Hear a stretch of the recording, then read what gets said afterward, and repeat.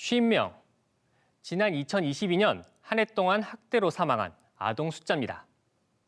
이렇게 학대로 인해 숨지는 아동은 2018년 28명 이후 해마다 늘고 있습니다.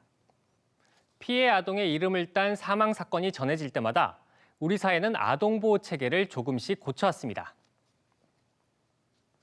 2013년 울산광역시 울주군에서 의붓 어머니에게 학대를 당해 사망한 8세 아동의 사건이 그 출발이었는데요.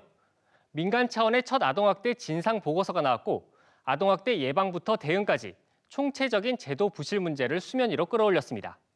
이후 학대 처벌을 강화하는 법 개정과 함께 정부 차원의 첫 아동학대 종합대책이 나옵니다. 하지만 2016년 평택에서 학대와 방임 속에 아동이 숨진 사건이 또 일어났고 정부는 다시 대책을 내놨습니다.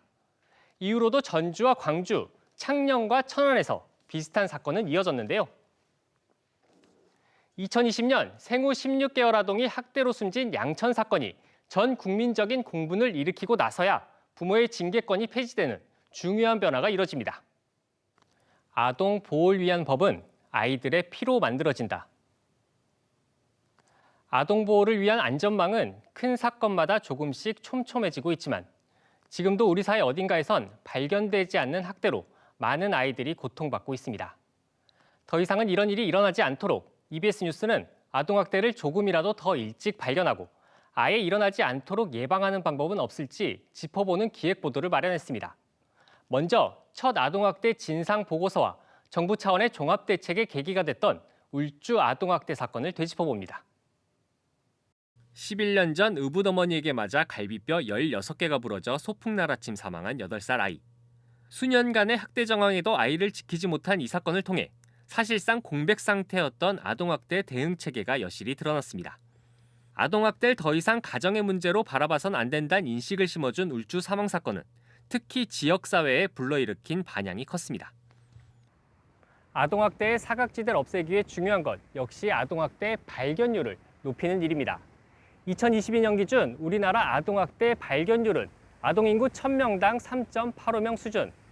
그런데 이곳 울산에서는 2022년 10명, 전년도에는 15명 수준으로 전국 평균은 물론 2위 지역과도 큰 격차를 보였는데요. 울산에서 이렇게 아동학대 발견율이 높은 이유, 전문가들은 역시 시민들의 아동학대에 대한 높은 인식 수준을 꼽습니다. 아동학대 사건으로 울산 지역사회가 다시 한번 들썩이게 된 건 2020년. 울산 각지의 어린이집에서 보육교사에 의한 학대 사건이 잇따라 알려졌고 지역 내 아동학대 신고는 2배 넘게 증가했습니다.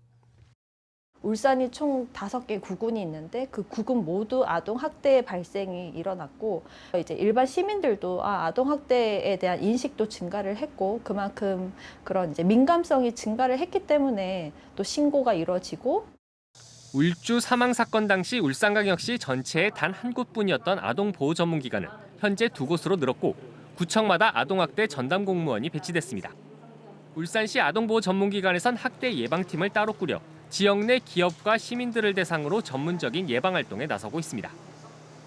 일반 시민들에게 사전 예방할 수 있는 활동들이 있어야 된다라는 생각들을 했습니다. 아동학대 위험이 있는 고위험 군을 대상으로 아동학대 부모교육 서비스를 지금까지도 지원하고 있는 부분입니다. 전국적인 통계에서도 분명합니다.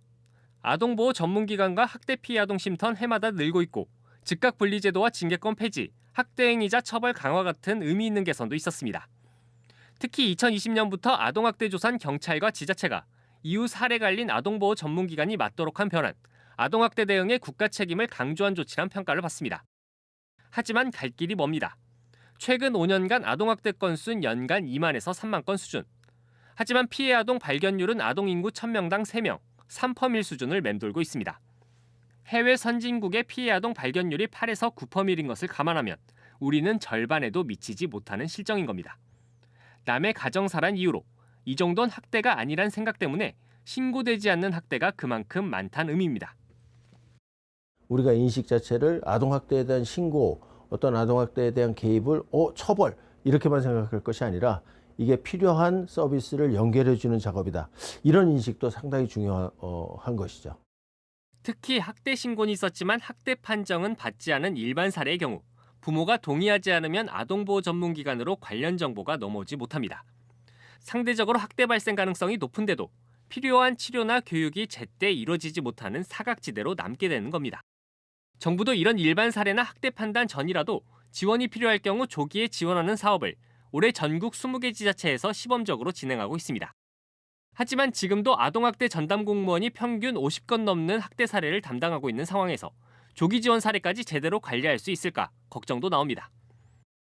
전국에서 보통 한 명당 60건, 70건 이상의 아동학대 건수를 갖고 일을 하고 있습니다. 그래서 조금 더 인원이 첫째는 많은 지원이 좀 필요할 것 같고 전체 아동학대 가운데 재학대 비율이 최근 높아지고 있는 점도 눈여겨볼 대목입니다. 재학대 예방은 사례 관리를 담당하는 아동보호 전문기관의 몫이지만 부족한 인력 탓에 상담원들의 평균 근속 연수는 겨우 3년 남짓에 불과합니다. 전문성을 높이고 지역과 사례 아동에 대한 이해를 쌓기도 전에 경무에 시달리다 기관을 떠나고 있는 겁니다.